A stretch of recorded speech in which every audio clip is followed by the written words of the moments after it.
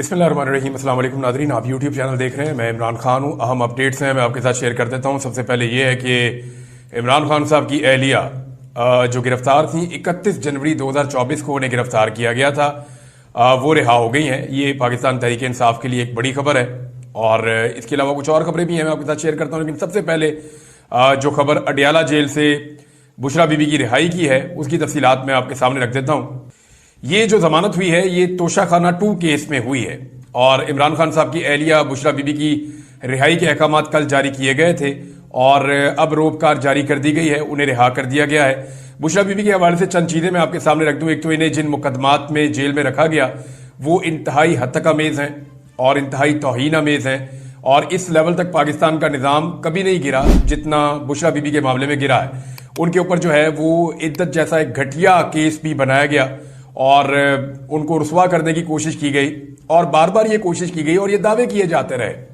यानी ये दावा जो है वो फैसल वाडा ने किया था सबसे पहले कि बुशरा बीबी इमरान खान को छोड़ जाएंगी, उनके खिलाफ वादा माफ गवाह बन जाएंगी और बहुत सारे और लोगों ने भी इस तरह के दावे किए और वो ये कहते रहे कि इमरान खान के बहुत सारे करीबी लोग छोड़ जाएंगे। बुशरा बीबी के बारे में खासतौर पर लोग कहते थे। लेकिन इन 9 महीनों की कैद में बुशरा बीबी जो है वो डटकर इमरान खान के साथ खड़ी रही। यानी उन्हें पहले बनीगाला के अंदर हाउस अरेस्ट किया गया था, लेकिन उन्होंने खुद दरखास्त दी, एक दफा नहीं कई मरतबा दी और अदालत से रुजू करने के बाद जेल जाना पसंद किया कि जी मुझे मेरे शौहर के पास जेल में भेज दो, मैं कोई सहूलत नहीं लेना चाहती। तो बहरहाल बुशरा बीबी ने एक नई एग्जाम्पल सेट कर दी है और इस तरह के जराइम में जेल काटी जो किसी भी साबिक खातून अव्वल के लिए कभी जुर्म करार ही नहीं पाया। मिसाल के तौर पर तोशाखाना से जितनी भी खातून अव्वल रही हैं या बड़े ओहदों पर बैठे हुए आदमियों की जो बीवियां हैं वो तोशाखाना से हजारों गिफ्ट ले चुकी हैं अब तक, लेकिन कभी भी किसी को इसके अंदर गिरफ्तार नहीं किया गया। बुशरा बीबी एक गैर सियासी खातून है लेकिन उन्हें गिरफ्तार रखा गया और इसके अलावा जो है वो तोशाखाना के मामले में तो सबसे पहली जिम्मेदारी सरकारी अफसरान की होती है कि सरकारी अफसरान तोहफा जमा करते हैं, तोहफे की कीमत लगाते हैं, तोहफे को काउंटर चेक करते हैं, दूसरी कीमत लगाते हैं, फिर उसकी कीमत जारी करते हैं, फिर उसका परसेंटेज निकालते हैं, फिर वो पैसा वसूल करते हैं, फिर वो तोहफा देते हैं। तो सरकारी बंदा कोई गिरफ्तार नहीं हुआ, लेकिन तोहफा खरीदने में एक खातून को गिरफ्तार कर लिया गया और वो भी साबिक खातून अव्वल। तो ये एक सियासी इंतकाम था जिसमें इमरान खान से बदला लेने के लिए उनकी अहलिया को 9 माह तक जेल में कैद रखा गया। इन 9 महीनों में बुशरा बीबी ना तो बीमार हुई, ना ही वो अस्पताल गई, ना ही उन्होंने इलाज मांगा और ना ही उन्होंने कोई डील मांगी। निजाम थक गया और फिर निजाम की गिरफ्त ढीली पड़ गई। अब कुछ लोग जो है वो तासुर दे रहे हैं, यानी फैसल वाडा ने स्टेटमेंट दिया था एक दिन पहले कि जी बुशरा बीबी अब रिहा हो जाएगी। तो मैं आपको बताता हूं वो स्टेटमेंट क्यों दिया था और क्यों देना पड़ गया था। हुआ यह है कि अब मजीद क्या मुकदमा बनाएंगे बुशरा बीबी पे? क्या एक औरत को 9 महीने तक जेल में रख लेना काफी नहीं है? बहुत है। इससे ज्यादा क्या किया जा सकता है?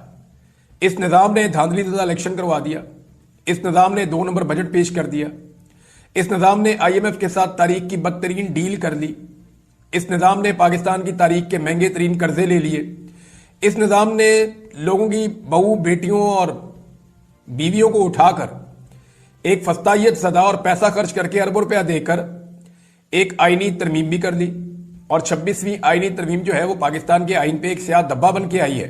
जिस तरीके से इस तरमीम को रात के अंधेरे में शब खून मार के पास करवाया गया, ये सारा कुछ करने के बावजूद ना तो इमरान खान की मकबूलियत कम हो रही है और ना ही उनकी तहरीक जो है वो टूट रही है।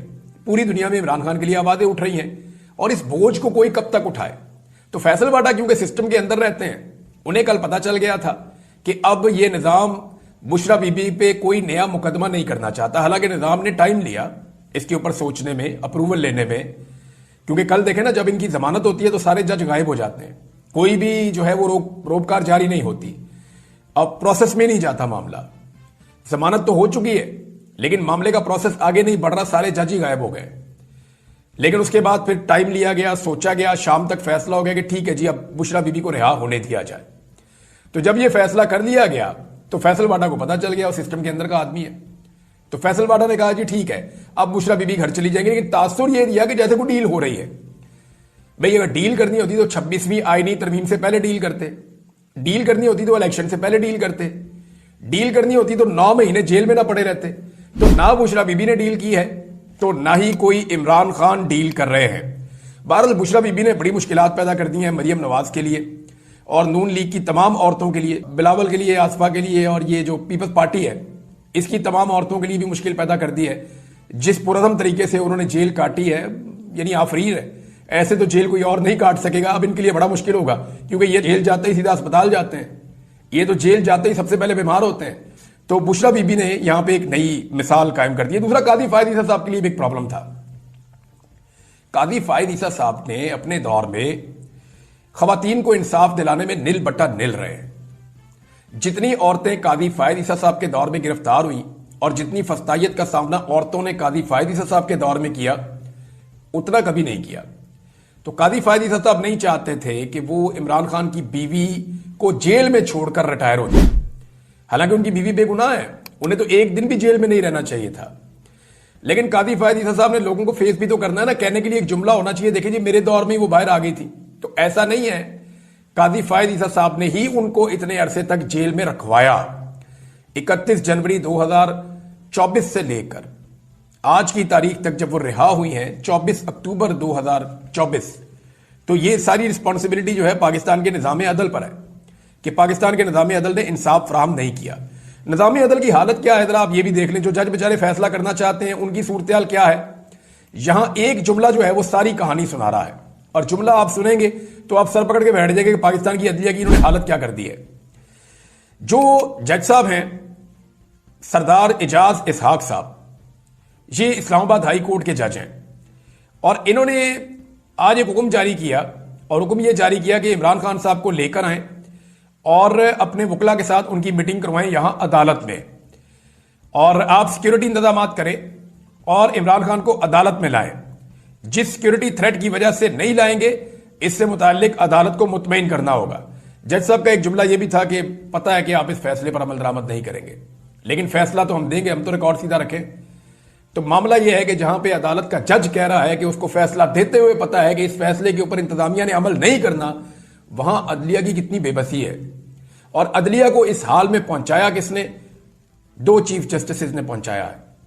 एक जस्टिस बंदयाल जो अपने फैसलों पर अमल दरामद नहीं करवा सके, और एक जस्टिस काजी फायद ईसा जिन्होंने फस्तायत के बाजार के गर्म होने के बावजूद इंसानी हकूक के लिए एक भी आवाज नहीं उठाई। तो इन दो जजेस की वजह से आज अदलिया की यह हालत हो चुकी है, और इस अदलिया की हालत की रिस्पॉन्सिबल जो है वो इस वक्त पाकिस्तान की हुकूमत भी है। और जो थोड़ी बहुत अदलिया के अंदर जान बाकी थी वो 26वीं आईनी तरमीम के बाद निकाल ली गई है। बहरहाल ये सिचुएशन आपके साथ है। इमरान खान साहब की मुलाकात हुई जी अपने वकला के साथ, फिर इस ऑर्डर के बाद फौरी तौर पे तय किया गया, और इंतजामिया ने तय किया नहीं जी इमरान खान साहब की ना अडियाला जेल में मुलाकात करवा देते हैं। अदालत में इमरान खान साहब के केसेस लगे हुए हैं, और सबसे इंपॉर्टेंट केस जो है वो है बड़े अरसे के बाद इमरान खान साहब को मौका मिल रहा है कि उनकी जो वकला की टीम है वो बात कर सके जाके अदालत में, हाई कोर्ट में, कि उनका केस लगाया जाए अल-कादर यूनिवर्सिटी वाला। देखें, ये वो वाहिद केस है जिसमें इमरान खान साहब को इस वक्त सजा हुई है। इसी केस में इस वक्त वो जेल में बंद है। अगर ये वाले केस में उनकी बेल हो जाती है या सजा मुअत्तल हो जाती है तो इमरान खान साहब बाहर आ जाएंगे फौरी तौर पर। उनके वकला ये दावा करते हैं इमरान खान साहब के केस में कोई जान नहीं है, हमें मौका मिलेगा अदालत में हम केस उड़ा के रख देंगे। अब हुआ यह है कि 26 जून के बाद से लेकर अब तक इसके बाद समाअत ही नहीं हुई। पाकिस्तान तहरीक इंसाफ ने ये जल्द समाअत के लिए ये केस मुकर्रर किया जाए एक मुतफर्रिक दरखास्त दायर की हुई थी अदालत में।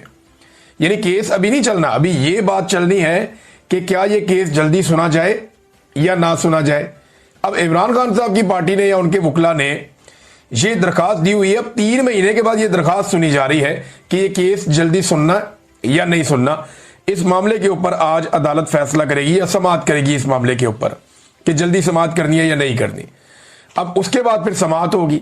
तहरीक इंसाफ के वकला ये दावा करते हैं इमरान खान के कि जब भी इसकी समाअत होगी इमरान खान साहब बाहर आ जाएंगे। लेकिन मुझे नहीं लगता कि इस वक्त जो मिलिट्री एस्टेब्लिशमेंट है वो इमरान खान साहब को छोड़ना चाहेगी, ऐसे बाहर दिखाई नहीं दे रहा। उसका जो बड़ा रीजन है वो ये है कि आर्मी चीफ की एक्सटेंशन का मामला है नवंबर में, वो नहीं कोई रिस्क लेना चाहेगी। इमरान खान जैसा लीडर बाहर आ जाए जिसकी अवाम में इतनी मकबूलियत और इतनी ताकत है कि वो जिस तरफ चलाएगा अवाम उस तरफ चल पड़ेगी। उसने जेल से बैठ के एस्टेब्लिशमेंट को बदतरीन शिकस्त दी और वो इलेक्शन जीत गया वन साइडेड। वो बाहर होगा तो क्या करेगा, ये उसका खौफ तो है इन्हें।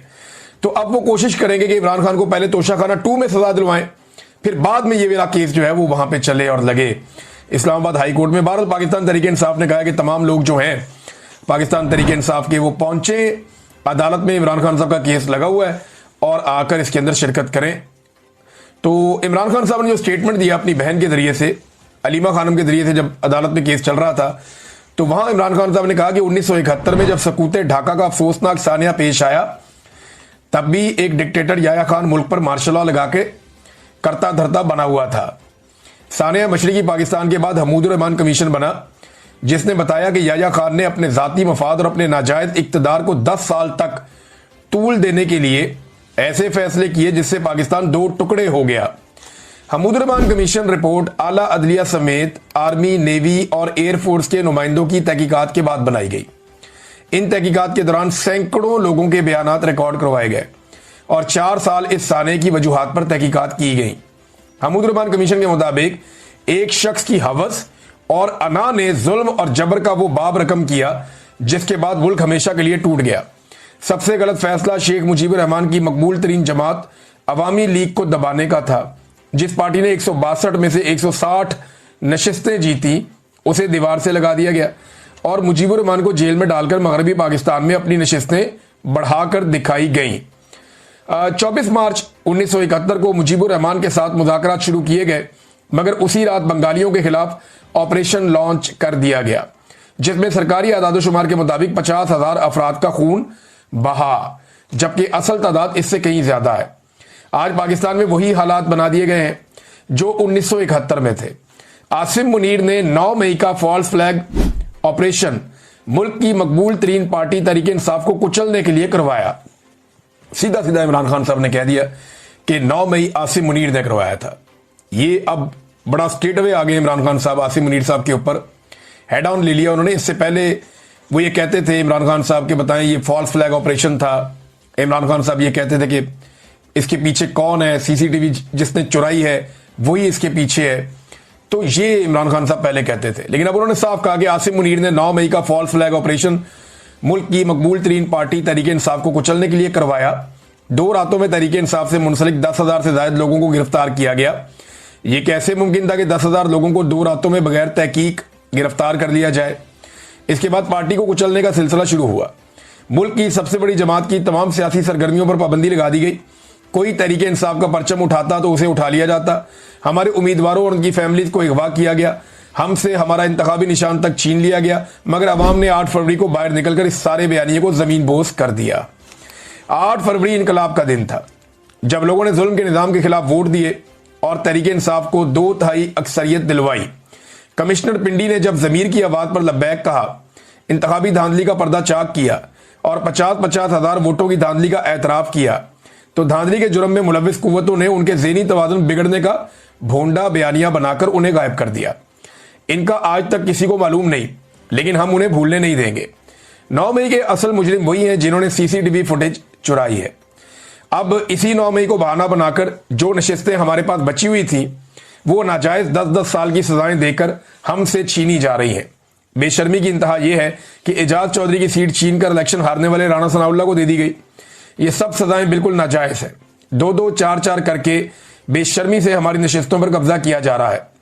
इसीलिए हमने ज़िमनी इंतखाबात का बाइकआउट किया है, क्योंकि वो फिर ये नशिस्तें चोरी कर लेंगे और इस इलेक्शन में हिस्सा लेना इन जाली सजाओं को मानने के मुतरादिफ होगा।